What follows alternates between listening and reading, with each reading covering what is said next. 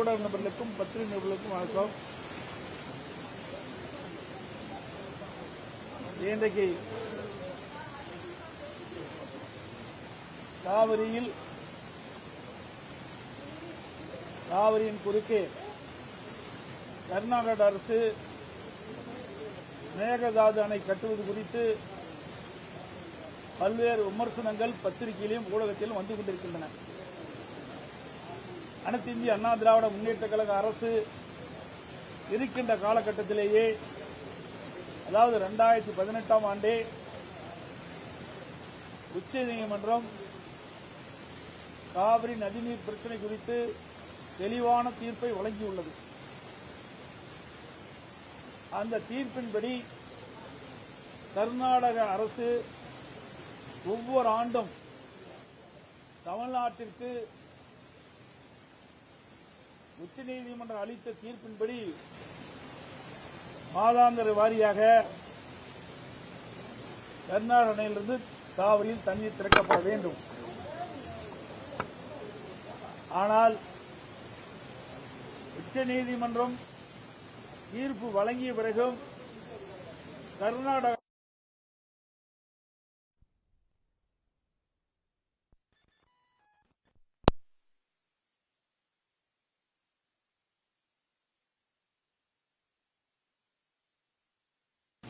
கர்நாடகத்திலே வாதாடி போராடித்தான் தண்ணீரை கர்நாடகத்திலிருந்து தண்ணீரை பெறக்கூடிய நிலை இருந்து வருகிறது.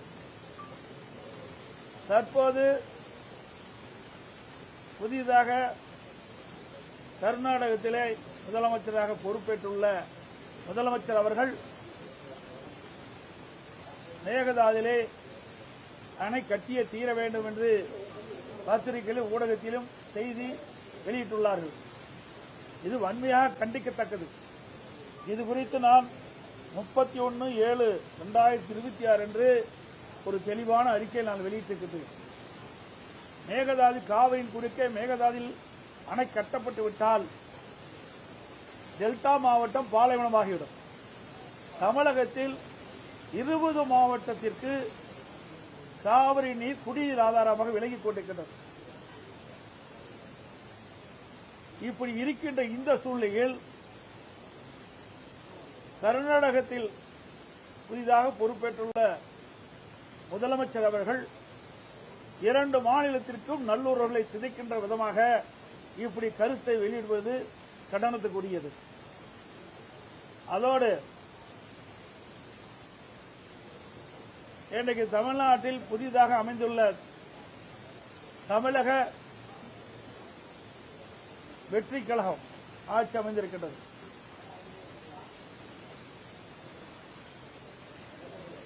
இந்த அரசு மேகதாதில் ஒரு தனி அரசின் தனி தீர்மானத்தை கொண்டு வந்தார்கள். அந்த அரசின் தனி தீர்மானத்தில் சட்டமன்ற உறுப்பினர்களுக்கு வழங்கப்பட்டு அடுத்த நாள் சட்டமன்றம் கூடுகின்ற பொழுது சட்டமன்ற அவையிலும் அந்த அரசின் தனி தீர்மானம் வைக்கப்பட்டிருக்கின்றன. அதை ஒட்டி இன்றைய முதலமைச்சர் திரு ஜோசப் விஜய் அவர்கள் அந்த அரசின் தனி தீர்மானத்தை முன்மொழிந்தார்கள்.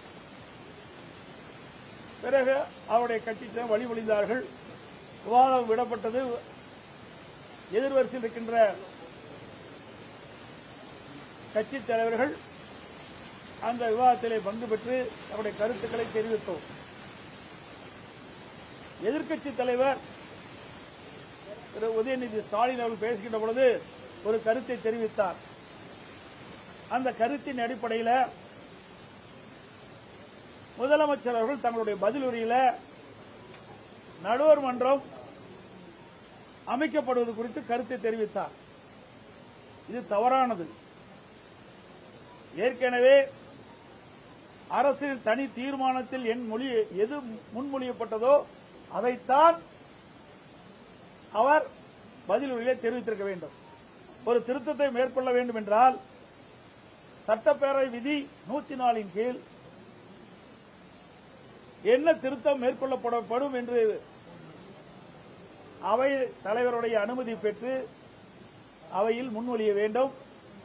பிறகுதான் விவாதத்துக்கு எடுத்துக் கொள்ளப்பட வேண்டும், ஓட்டெடுப்பட வேண்டும், பிறகுதான் ஏற்கனவே அரசியல் தீர்மானத்தில் சேர்க்கப்பட வேண்டும். இதுதான் சட்டப்பேரவை விதி 104 நிறைவேற்றப்படுகிறது. இது குறித்து தான் நாங்கள் நீதிமன்றத்தில் வழக்கு தொடர்ந்திருக்கிறோம்.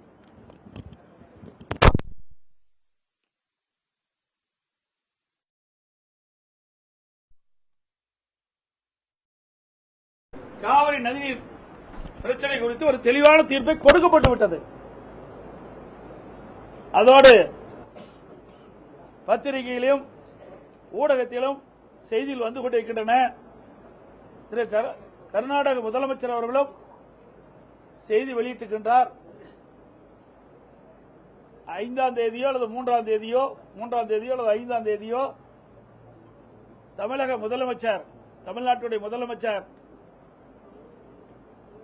திரு ஜோசப் விஜய் அவர்கள் கர்நாடக சென்று பெங்களூருக்கு சென்று அங்கு இருக்கின்ற முதலமைச்சரோடு பேச்சுவார்த்தை நடைபெறும் என்று பத்திரிகையில் ஊடகத்திலும் செய்தி வந்து கொண்டிருக்கிறது. இதை தவிர்க்கப்பட வேண்டும். இன்றைக்கு கர்நாடக முதலமைச்சர் தமிழ்நாட்டிலிருந்து வருகின்ற முதலமைச்சரை நாங்கள் வரவேற்போம், அவருக்கு உண்டான மரியாதையெல்லாம் கொடுப்போம். அதோடு தயாராக ஒரு ஹெலிகாப்டரை தயார் செய்து வைத்திருக்கின்றோம். அவர் அந்த ஹெலிகாப்டரில் ஏறி இன்றைக்கு கர்நாடகத்தை சுற்றி பார்க்க வேண்டும், அதற்கு பிறகு அவர் கருத்து சொல்ல வேண்டும் என்று அதில் தெரிவித்திருக்கின்றார். அப்படி என்றால் அவர் தண்ணீர் கொடுக்க மாட்டேன் என்பதுதான் பொருள். அது மட்டுமல்ல, காவிரி நீர் ஒழுங்காற்று குழு ஒரு உத்தரவை பிறப்பித்தது. தமிழ்நாட்டிற்கு 15 நாளுக்கு தினந்தோறும் 3500 டிஎம்சி தண்ணீர் கர்நாடக அணையிலிருந்து காவிரிக்கு தண்ணீர் திறந்துவிட வேண்டும் என்று உத்தரவு பிறப்பிக்கப்பட்டிருந்தது. நேற்றைய தினம் காவிரி மேலாண்மை ஆணையம் அதை உறுதிப்படுத்தியுள்ளது. ஆனால் இன்றைக்கு கர்நாடகத்தில் இருக்கின்ற முதலமைச்சர் மரியாதைக்குரிய திரு சிவகுமார் அவர்கள் காவிரி மேலாண்மை ஆணைய உத்தரவை நாங்கள் நிறைவேற்றப்பட மாட்டோம் என்று ஒரு கருத்தை தெரிவித்துவிட்டில்லாமல் இது குறித்து கர்நாடகத்தில் இருக்கின்ற அனைத்து கட்சி தலைவருடைய கூட்டத்தை கூட்டி ஆலோசனை பெற்று அதற்கு பிறகுதான் முடிவு அறிவிக்கப்படும் என்று அறிவித்திருக்கின்றார். அதேபோல்தான் நான் ஏற்கனவே 31/7/2022 நான் ஒரு அறிக்கை வெளியிட்டேன். அப்பொழுதே நான் தெளிவுபடுத்தியிருக்கின்றேன். இன்றைக்கு மேகதாது பிரச்சனை என்பது ஒரு உணர்வுபூர்வமான பிரச்சனை. இந்த பிரச்சனை குறித்து தமிழ்நாட்டில் இருக்கின்ற அனைத்து கட்சி தலைவருடைய கூட்டத்தை கூட்டப்பட வேண்டும். அதோட தமிழ்நாட்டில் இருக்கின்ற டெல்டா மாவட்டத்தில் இருக்கின்ற முக்கிய விவசாய சங்கத்தினுடைய பிரதிநிதிகளை அழைத்து அவருடைய கருத்துக்களையும் கேட்டறிந்து பிறகு சட்டங்களோடு கலந்து பேசி இதற்கு ஒரு நல்ல தீர்வு காண வேண்டும் என்று வலியுறுத்தினோம். நான் சொன்ன கருத்தின் போலே பல்வேறு அரசியல் கட்சி தலைவர்களும் கருத்தை தெரிவித்திருக்கின்றார்கள். ஆனால் இதுவரை தமிழக முதலமைச்சர் வாய் திறந்து இதற்கு பதில் சொல்லவில்லை. இதுதான் தற்போது நிலைமை. ஆகவே இது உணர்வுபூர்வமான பிரச்சனை, இன்னைக்கு விவசாயியுடைய வாழ்வாதார பிரச்சனை என்பதை இந்த அரசு உணர வேண்டும். அதோடு 2026 சட்டமன்ற பொதுத் தேர்தலின் போது தமிழக வெற்றி கழகத்தின் சார்பாக இன்றைய முதலமைச்சர் அவர்கள் அவருடைய கட்சியினுடைய தேர்தல் அறிக்கையிலே குறிப்பிட்டிருந்தார். தமிழக வெற்றி கழகம் ஆட்சிக்கு வந்தால் விவசாயிகள் வாங்கிய, அதாவது விவசாயிகள் தொடக்க வேளாண் கூட்டுறவு சங்கத்தில் வாங்கிய பயிர்க்கடன், சிறு குறு விவசாயிகள் 5 ஏக்கருக்குள் இருக்கின்ற விவசாயிகளுக்கு அவர் வாங்கிய கடன் முழுவதும் தள்ளுபடி செய்யப்படும். 5 ஏக்கருக்கு மேல் நிலம் வைத்திருக்கின்ற விவசாயிகள் தொடக்க வேளாண் கூட்டுறவு கடன் சங்கத்தில் வாங்கிய பயிர்க்கடன் பாதி அளவு தள்ளுபடி செய்யப்படும் என்ற அறிவிப்பை கொடுத்திருக்கின்றார்கள். ஆனால் தற்போது அதற்கு மாறாக டிவிகே அரசாங்கம் சிறு குறு நடுத்தர விவசாயிகளுக்கு 5 ஏக்கர் குறைவாக இருக்கின்ற விவசாயிகளுக்கு 75,000 ரூபாய் வரை கடன் தள்ளுபடி செய்யப்படும். அதற்கு மேல் யார் கடன் வாங்கியிருந்தாலும் அந்த கடனில் பாதி 35,000 ரூபாய் தான் கடன் தள்ளுபடி செய்யப்படும் என்ற அறிவிப்பை வெளியிட்டிருக்கிறார்கள். இந்த விவசாயிகள் மிகுந்த அதிர்ச்சிக்குள்ளாகி இன்றைக்கு தமிழ்நாட்டில் இருக்கின்ற பல்வேறு விவசாய சங்கங்களும் விவசாயிகளும் ஆங்காங்கே போராட்டத்தை நடத்தி கொண்டிருக்கின்றார்கள். இன்றைய தினம் மழைப்பொழிவு குறைந்து விட்டது, வறட்சி நிலவிக் கொண்டிருக்கின்றது. டெல்டா மாவட்டத்தில் இருக்கிற விவசாயிகள் குறுவை சாகுபடி செய்ய முடியாத ஒரு நிலை. விவசாயிகளுக்கும் இன்றைக்கு வாழ்வாதாரம் பாதிக்கப்பட்டிருக்கிறது. விவசாயிகளுக்கு வாழ்வாதாரம் பாதிக்கப்பட்டிருக்கிறது. விவசாய தொழிலாளிகளும் பாதிக்கப்பட்டிருக்கிறார்கள், வேலை இல்லாமல் பாதிக்கப்பட்டிருக்கிறார்கள்.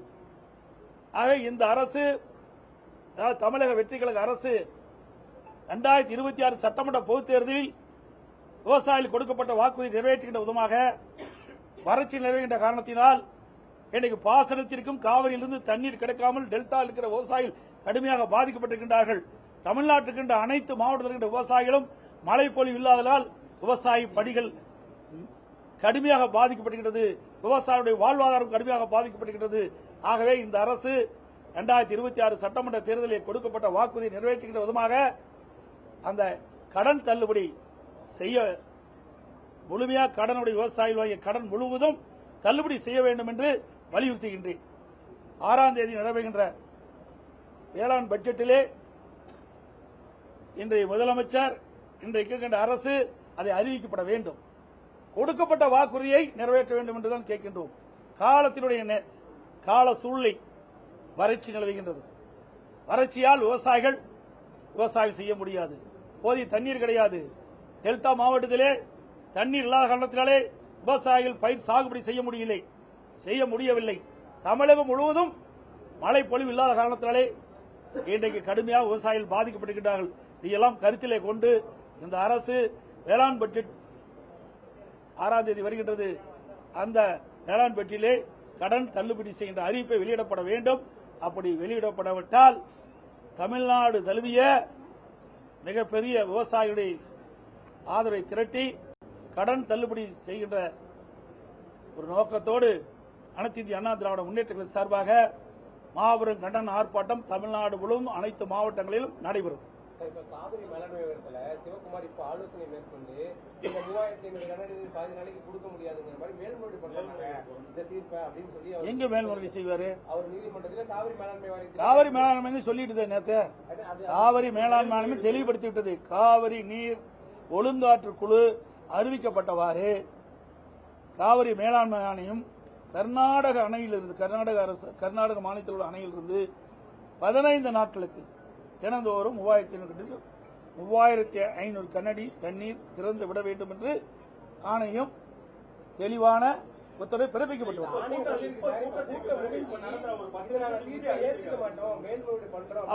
சரி, இப்படி இருக்கின்ற நிலையில இப்ப 80 டிஎம்சி தண்ணி கர்நாடக அணையில் இருக்குது. இந்த சூழ்நிலையை தண்ணி கொடுக்க மறுக்கிறாங்க.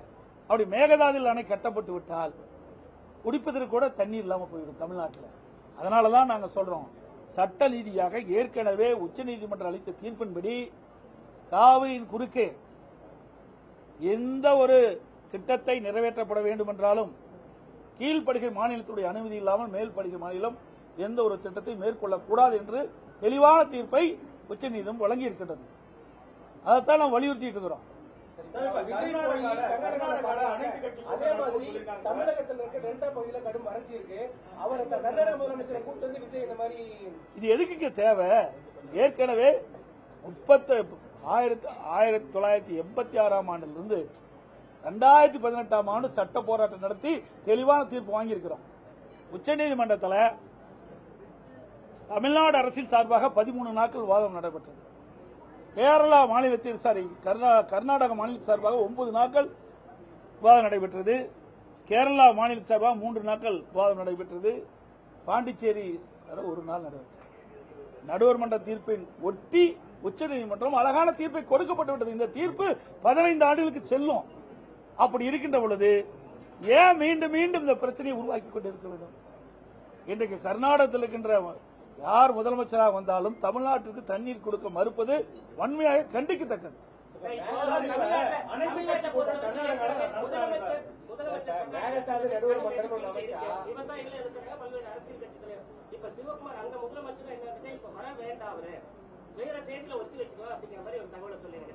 அதாங்க நாங்களும் சொல்றோம், நான் மட்டும் சொல்லல. இன்றைக்கு தமிழ்நாட்டில் இருக்கிற விவசாய சங்க தலைவர்களும் அதான் சொல்றாங்க, பல எதிர்க்கட்சிகளும் அதான் சொல்லுது. இன்றைக்கு பெங்களூர் செல்ல வேண்டாம், ஏற்கனவே நமக்கு தெளிவான தீர்ப்பு கொடுக்கப்பட்டு விட்டது, நீங்கள் சென்றாலும் அங்கே தண்ணீர் கிடைக்காது. ஏற்கனவே மாண்புமிகு அம்மாவில் உச்சநீதிமன்ற தீர்ப்பின்படிதான் கர்நாடகத்துக்கு போனாங்க. ஆனா அப்போ அங்க எதுவுமே நடக்கல. நீதிமன்றம் போய் தான் நாம நீதியை பெற வேண்டிய சூழ்நிலை ஏற்பட்டது. அதே நிலை தான் இப்பொழுது ஏற்படும். அதைத்தான் வலியுறுத்தி அனைத்து கட்சி தலைவர்களுமே நாம சொல்லிட்டு இருக்கிறோம். அது அவரை தான் கேட்க வேணும். திரு ஜோசப் விஜய் அவர்களை தான் கேட்க வேணும். அதாவது இது அவரு தண்ணி திறக்கிறதுக்கே அனைத்து அரசியல் கட்சி தலைவர் கூட்ட வேண்டும் கூட்டுறாரு. ஆனா இங்க இருக்கிற முதலமைச்சர் நான் மட்டும் இல்ல, அனைத்து இந்திய அண்ணா திராவிட கழகம் மட்டும் இல்ல, இன்றைக்கு பல அரசியல் கட்சி தலைவர்களும் இந்த மேகதாது பிரச்சனை குறித்து ஒரு விரிவான விவாதம் நடக்க வேண்டும், விரிவான கருத்து பரிமாற்றம் செய்ய வேண்டும். அதற்காக இந்த அரசாங்கம், டிவிக்கு அரசாங்கம் அனைத்து அரசியல் கட்சி தலைவர்களும் அழைத்து நீங்க ஒரு கருத்தை கேளுங்க. அதோட தமிழ்நாட்டுக்கின்ற டெல்டா மாவட்டத்தில் இருக்கின்ற முக்கிய அரசியல் கட்சி விவசாய சங்க தலைவர்களையும் அழைத்து கருத்தை கேட்டு சட்ட வல்லுநரோடு கலந்து ஆலோசித்து ஒரு நல்ல முடிவை எடுக்க வேண்டும் தான் நாம் வற்புறுத்துறோம். ஆனா இது எதையுமே அவர்கள் எடுத்துக்கொள்ளவே இல்லையே, ஒரு பொருட்படுத்தவே இல்லையே.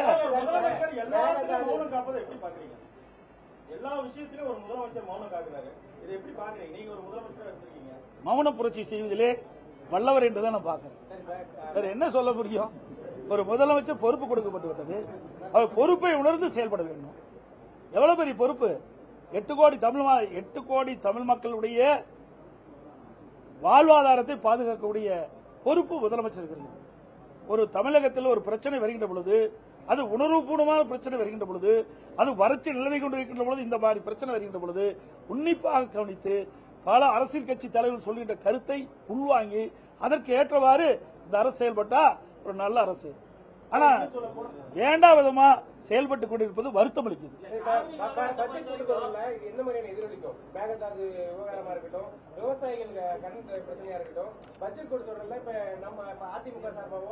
பொறுத்திருந்து பாருங்கள் என்ன நடக்கும். பொறுத்திருந்து இன்னும் சொல்ல போனா அமைச்சர்கள், அவங்க எம்எல்ஏக்கள், நிர்வாகிகள் மீது கூட பல குற்றச்சாட்டுகள் முன்வைத்து அதுல கூட மௌனம் காக்குறாங்க.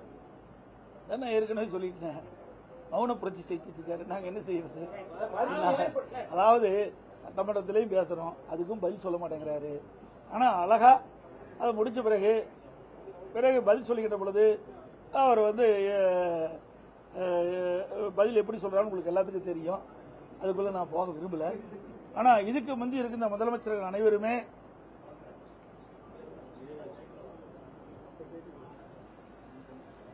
இப்போ தமிழ்நாடு முதலமைச்சர்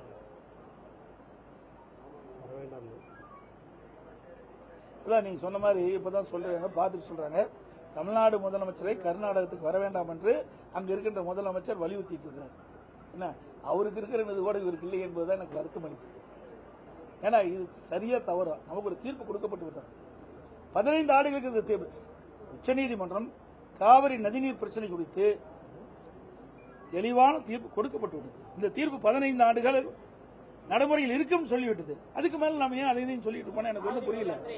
கர்நாடகாவில் இருக்க அரசியல் கட்சிக்கு எல்லா ரீதியும் ஒரு ஒற்றுமை இருக்கு, இங்க தமிழ்நாட்டில் அப்படி இருக்கிறது இல்ல அப்படின்னு விவசாயிகள் சொல்லக்கூடிய ஒரு குற்றச்சாட்டாவே இருக்கு.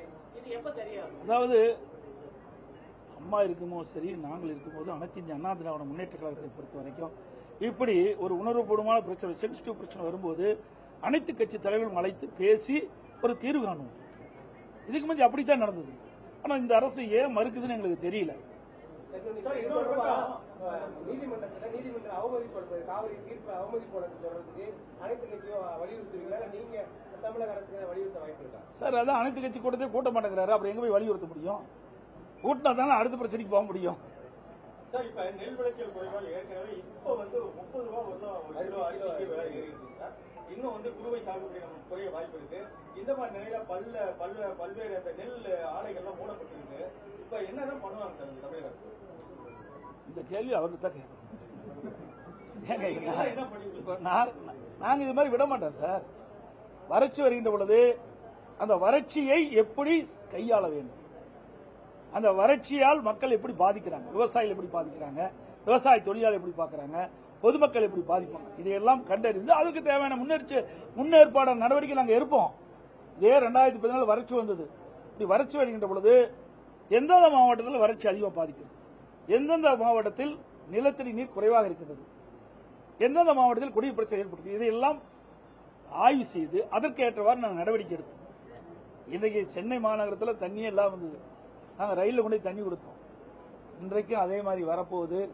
ஆனால் இந்த அரசு கும்பகரணம் போல் தூங்கிட்டு இருக்கு. அடுத்து இன்னொரு பிரச்சனை, சரி, 151 சீட்டு உயர் சிறப்பு மருத்துவ படிப்புல 151 சீட்டு நம்ம இழந்திருக்கோம். அதுக்கு அந்த தலைமை நீதி வழக்கறிஞர் நியமிக்காத ஒரு காரணம் சொல்றாங்க. இது எப்படி பாக்குறீங்க? 151 சீட்டு படிப்பு இருக்கு. ஆமா, இது வந்து சூப்பர் ஸ்பெஷாலிட்டி சிறப்பு மருத்துவனுக்கு இது உண்மையாக வேதனை அளிக்குது. இதுக்கெல்லாம் ஒரு அரசு முன்னேற்பாட செய்து நமக்கு கிடைக்க வேண்டிய நம்முடைய மருத்துவர்கள் சூப்பர் ஸ்பெஷாலிட்டி வரும்போது நமக்கு நல்ல ஒரு மருத்துவ சிகிச்சை கிடைக்கும். அதை இழந்தது வருத்தத்தை அளிக்குது. இது வழக்கறிஞர் நியமிக்காதனாலே இது நமக்கு கிடைக்காம போயிருக்கு. உச்சநீதிமன்றத்தில் வாதாடுறதுக்கு இது எப்படியான இதா பாக்குறீங்க? நாங்க இந்த அரசாங்கம் வந்து ஒரு கையிலாதாக அரசாங்கம் என்பதற்கு இதுதான் உதாரணம். ஒரு அரசாங்கம் விழிப்போடு இருந்து செயல்படுகிறது. இன்றைக்கு தமிழகத்தில் ஒவ்வொரு பிரச்சனையும் சரியான முறையில் கையாண்டாதான் இருக்கும். கூட அரசு வழக்கில் நியமனம் செய்வதில் பத்திரிகை ஊடகத்தில் வெளியே வந்திருக்குது. டிவிகே கட்சி சேர்ந்த ஒரு பெண்மணி பெண் வழக்கறிஞர் இன்றைக்கு இந்த அரசு வழக்கில் நியமனம் செய்வதில் இன்றைக்கு லஞ்சம் மாறுதாக சொல்லிட்டு இருக்கிறாங்க. அந்த தகவல் தான் பத்திரிகையில் ஊடகத்தில் வந்திருக்குது. அந்த டிவிகே கட்சி சேர்ந்த வழக்கறிஞர் கூட அந்த கட்சியிலிருந்து நீக்கிட்டாங்க. ஆக இந்த அரசாங்கம் முன்கூட்டியே எதுவும் திட்டமிட்டு செயல்படுறது கிடையாது. ஏன்னா அரசு வழக்கிலே பல நீதிமன்றத்தில் இல்லை என்று எனக்கு வந்த தகவல். மின்சார உயர்வு தாறுமாறா ஏறி இருக்கிறதா பொதுமக்கள் தொடர்ந்து குமுறாங்க. இன்னொரு இதுக்கு காரணம் என்ன? நிர்வாக கோளாறு காரணம். இன்னைக்கு அமைச்சர் கேட்டா இன்றைக்கு இந்த மாதம் எங்களுக்கு மின் கட்டணம் அதிகமாயிட்டு மக்கள் குறிப்பிட்டா அடுத்த மாசம் கழிச்சுக்கிறேங்கிற தவறான தகவல், தகவலான பதில் அல்லவா? ஆக என்ன தவறு நடந்திருக்குது, அந்த தவறை சரி செய்யப்படும், இல்லது தவறு செய்வது நடவடிக்கை எடுக்கப்படும் என்ற பதில் தான் சரியான பதில். அதில் விட்டுட்டு தவறு செயலை காப்பாற்றிக்கிட்ட விதமாக அவருடைய பதில் அமைப்பு சரியல்ல. இதுக்கு மத்திய எல்லாம் கரண்ட் பில் எடுக்கலையா? என்ன இவர் வந்த பிறகுதான் மின்சாரமே வந்த மாதிரியும் ரீடிங் எடுக்கிற மாதிரி இருக்குதா? ஏற்கனவே காலங்காலமாக மின் கட்டணத்தை கணக்கிட்டு இருக்கிறாங்க. அப்பெல்லாம் சரியா இருக்கும்போது ஏன் இந்த மின் கட்டணத்தில் கோளாறு இருந்தது? அதை இவர்கள் வந்து உரிய நடவடிக்கை எடுக்க வேணும்.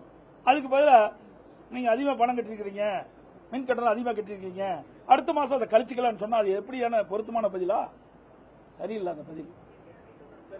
அனைத்து ஊடகங்களுக்கும் பத்திரிகைகளுக்கும் நன்றி, வணக்கம்.